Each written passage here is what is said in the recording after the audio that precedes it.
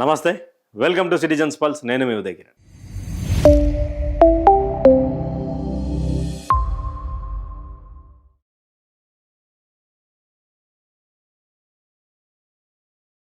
నాకు నచ్చలే ఆ అహంకారం, నాకు నచ్చలే ఆయన భాష, నాకు నచ్చలే ఆయన వ్యతిరేక తీరు, నాకు నచ్చలే. ఎందుకో ఏమో రోజు రోజుకు అసహ్యం పుడుతుంది అంటూ కూడా రాజగోపాల్ రెడ్డి మాట్లాడినటువంటి మాటలు ఇప్పుడు చాలా వైరల్గా మారుతున్నటువంటి సందర్భం. అదేవిధంగా ఎందుకు ఈ మాట మాట్లాడిందంటే, నిన్న యాదాద్రి సంబంధించినటువంటి దేవస్థానానికి సంబంధించినటువంటి కమిటీని ఏర్పాటు చేసిరు బోర్డు. దాంట్లో సత్యనారాయణ రెడ్డి ఆయన ఫార్మా కంపెనీకి సంబంధించినటువంటి వ్యక్తి చైర్మన్గా చేసిరు. తర్వాత చిరంజీవి సతీమణి కావచ్చు, మెగాస్టార్ చిరంజీవి సతీమణిని కూడా దాంట్లో చోటు కల్పించారు మెంబర్గా. ఇక దేవేందర్ గౌడ్, ఉమ్మడి ఆంధ్రప్రదేశ్ మాజీ హోంశాఖ మంత్రి, టీడీపీ కీలక నాయకుడు దేవేందర్ గౌడ్ కుమారుడు బీజేపీ నేత తుల్లా విజేందర్ గౌడ్కు అవకాశం కల్పించారు.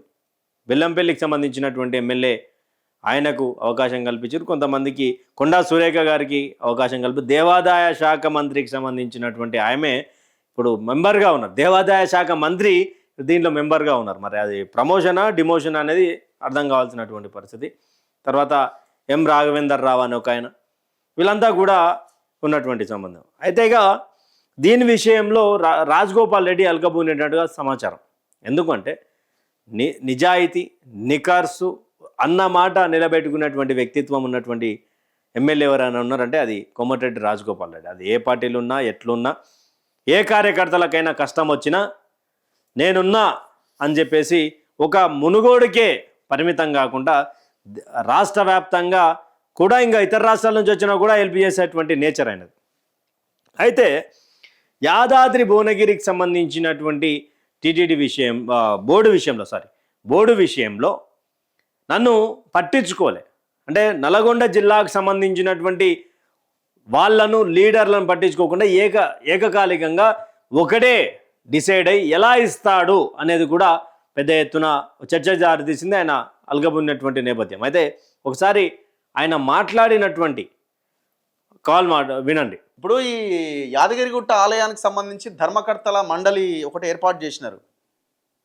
పేపర్లో చదివిన ఈరోజు మార్నింగ్. చదివిరా? ఓకే. మీకు అంటే అది బాగానే ఉంది. అంటే ఒక వార్త ఏమొచ్చిందంటే ఎవరికి తెలియకుండానే నిర్ణయం తీసుకున్నారనేది ఒకటి వినబడుతున్నది. ఇప్పుడు ఎవరో ఒక ఇద్దరు ఫార్మా కంపెనీ ఓనర్లు ఉన్నారు, చిరంజీవి గారి భార్య ఉన్నది. తెలంగాణ అనే దాంట్లో ఎవరు లేరు. అంటే యాదగిరిగుట్ట అంటే ఇప్పుడు అదొక వైబ్రేషన్ కదా, ఒక పాజిటివ్ వైబ్రేషన్. అదొక తెలంగాణ తిరుపతి అందరికి ఎట్లనో యాదగిరిగుట్ట కూడా అట్లనే కదా. ఇందులో మన వాళ్ళు అనుకునే వాళ్ళు ఎవరు కనబడతలేరని. నల్గొండ డిస్టిక్ మున్గోడు ఎమ్మెల్యే, యాదాద్రి జిల్లా district as a Munugode MLA, ఒక సీనియర్ కాంగ్రెస్ లీడర్ గా ఉండి కూడా మాకు కూడా ఇన్ఫర్మేషన్ లేదు. కనీసం మమ్మల్ని అడిగి ఒక డైరెక్టర్, ఒక మెంబర్ ను కూడా అడగలేదు. ఓహో, అసలు మీకు ఇన్ఫర్మేషన్ లేదా? మాకు ఇన్ఫర్మేషన్ లేదు. ప్లస్ యాదాద్రి జిల్లాలో సగం 50% మున్గోడు కాన్స్టిట్యున్సీ యాదాద్రి జిల్లాలో ఉంటది. కనీసం నాలాంటి వ్యక్తిని అడిగితే ఒక మెంబర్ అన్నా వేయించేవాడిని మా నియోజకవర్గం నుంచి. ఓకే. మరి అసలు ఏంది వాళ్ళు అంత వన్ సైడ్ డిసిషన్ తీసుకున్నారు, ఎవరిని సంప్రదించకుండా. మరి ఎందుకో మరి ఇది ఇప్పుడు కరెక్ట్ కాదు వాళ్ళు చేసింది. కరెక్ట్ కాదు వాళ్ళు చేసింది. ఇప్పుడు ఈ ఫార్మాకి సంబంధించిన వాళ్ళు ఎందుకండి దాంట్లో? ఇప్పుడు సరే, అది నాకు చైర్మన్ విషయం నేను మాట్లాడదలుచుకోలేదు. కనీసం ఒక ఎమ్మెల్యేగా ఉన్నందుకు, యాదాద్రి జిల్లా ఎమ్మెల్యేగా ఉన్న నన్ను సంప్రదించి ఏదన్నా పేరు అడిగి ఒక మెంబర్ కన్నా అవకాశం ఇవ్వాలి. మామూలుగా అయితే ఇంత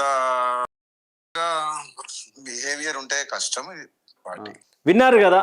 ఇక్కడ దానికి సంబంధించినటువంటి అంటే ఈ యొక్క నిష్పక్షపాతం లేకుండా అసలు ఇష్టం వచ్చినట్టుగా ఈ ప్రభుత్వ పాలన నాకు నచ్చట్లేదు, ఇదనేది కూడా ఆయన క్లియర్గా చేసినటువంటి వాక్యాలు. అయితే దేనికి సంబంధించినటువంటి అంటే ఎందుకు మునుగోడు మొత్తం సగం యాదాద్రి భువనగిరికి సంబంధించినటువంటి జిల్లాలనే ఉంటుంది, ఏ విధంగా ఉమ్మడి నల్గొండ జిల్లాకు సంబంధించినటువంటి వాళ్ళను ఏ విధంగా మీరు అడగకుండా ఎలా బోర్డుకు సంబంధించినటువంటి విషయంలో నిర్ణయం తీసుకుంటారు అంటూ కూడా రేవంత్ రెడ్డి పరిపాలన మీద, రేవంత్ రెడ్డి మీద ఆయన అసహనం వ్యక్తం చేసినటువంటి పరిస్థితి. ఇక దీనికి సంబంధించినటువంటి విషయంలోనే ఒకసారి మహేష్ కుమార్ గౌడ్ ఏమంటున్నాడో ఒకసారి వినే ప్రయత్నం చేయండి. అయితే పూర్తిగా దీనికి సంబంధించినటువంటిది ఒకసారి చూడండి. ఎమ్మెల్యే గారు మాట్లాడినారు, వారికి కూడా చెప్పినాను, నల్గొండ జిల్లా నాయకులం కానీ మమ్మల్ని సంప్రదించుంటే బాగుండేది అని వారు అన్నారు. నేను కూడా దాన్ని ఏకీభవిస్తాను, ముఖ్యమంత్రి గారితో మాట్లాడతాను. అంటే ఎమ్మెల్యే గారు మాట్లాడిందే కరెక్టే, ఎమ్మెల్యే గారు చెప్పింది కరెక్టే. అయితే మేము కొంత ఉమ్మడి నల్లగొండ జిల్లాకు సంబంధించినటువంటి నాయకులను సంప్రదించకపోవడంతో ఒకసారిగా అసంతృప్తికి గురయ్యారు. దీని విషయాన్ని అంటే ఎమ్మెల్యే గారు మాట్లాడినటువంటి విషయం అంటే రాజగోపాల్ రెడ్డి గారు ఇంతకుముందు ఏదైతే మాట్లాడినటువంటి వాక్యాలున్నాయో దాన్ని నేను ఏకీభవిస్తున్నాను, అంటే నేను ఒప్పుకుంటున్నాను అని చెప్పేసి టీపీసీసీ చీఫ్ మహేష్ కుమార్ గౌడ్ క్లియర్గా మీడియా ముందు చెప్పినాడు. తర్వాత ముఖ్యమంత్రి గారి వరకు చేరదీశాను. ఎందుకు ఈ యొక్క రేవంత్ పాలన, రేవంత్ పోకడ ఇంత డిఫరెంట్గా ఉంది? రాజగోపాల్ రెడ్డికి సంబంధించినటువంటి ఇష్యూలో ఒకవైపు అక్కడ భువనగిరికి సంబంధించినటువంటి చామలను గెలిపిస్తే మంత్రి పదవి మీరే పెద్ద దిక్కు అంటూ ఆ రోజు రాజగోపాల్ రెడ్డి ఇంటికి పోయినటువంటి రేవంత్ తర్వాత దూరం పెట్టుకుంటూ పార్టీ కార్యక్రమాలలో పూర్తిగా రాజగోపాల్ రెడ్డిని దూరం పెడుతున్నాడు అని చెప్పేసి కూడా రాజగోపాల్ రెడ్డికి సంబంధించినటువంటి వర్గీయులు కూడా పెద్ద ఎత్తున ఆరోపణలు చేస్తున్నారు.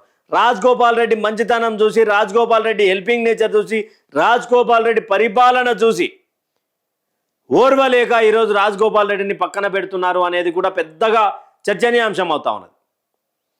రాజగోపాల్ రెడ్డి అంటే తెలుసు, తన క్యాంప్ ఆఫీస్ని ప్రభుత్వ పాఠశాల మహిళా విద్యార్థుల కోసం ఇచ్చినటువంటి నేపథ్యం. చావైనా బతుకైనా హాస్పిటల్లో ఉండేటువంటి వ్యక్తులకు ఆర్థిక సాయం చేయడంలో కూడా దిట్ట రాజగోపాల్ రెడ్డి. మునుగోడు నియోజకవర్గానికి కన్న తండ్రి లాంటి ప్రేమను చూపించేటువంటి వ్యక్తి రాజగోపాల్ రెడ్డి. కాంగ్రెస్ పార్టీలో ఏమైనా ఇబ్బంది పెట్టే ప్రయత్నం చేస్తున్నారా అనేది కూడా పెద్ద ఎత్తున సోషల్ మీడియాలో వైరల్ అవుతున్నటువంటి నేపథ్యం. మరి రాజగోపాల్ రెడ్డి వాక్యాల మీద మీరు మీ అభిప్రాయాన్ని కామెంట్ సెక్షన్లో కామెంట్ చేయండి. నిజానికి రాజగోపాల్ రెడ్డిని కాంగ్రెస్ పార్టీలో తొక్కేయాలనుకుంటున్నారా?